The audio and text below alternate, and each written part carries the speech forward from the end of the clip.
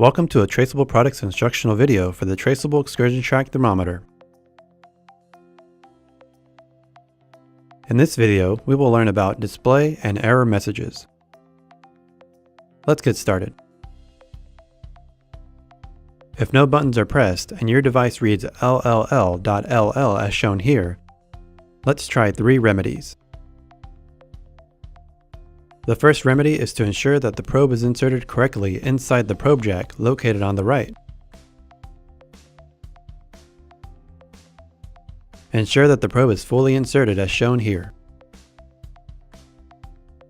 If the LLLLL error goes away and temperature numbers begin to appear on your device, the problem has been fixed.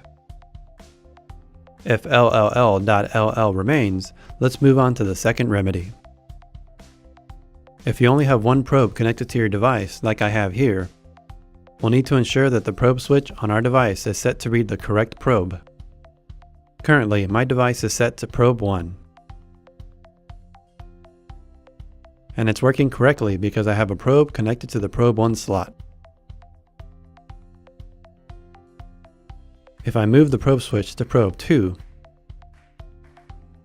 my device will begin to read LLLLL as I don't have a second probe inserted into the probe 2 slot. If I move the probe switch back to probe 1, it will begin to work normally again as I do have a probe inside the probe 1 slot.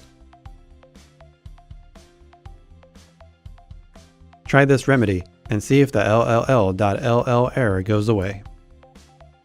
If the error remains, let's try the third remedy. The third remedy is to ensure you have your probe in an environment inside the temperature range of your data logging thermometer.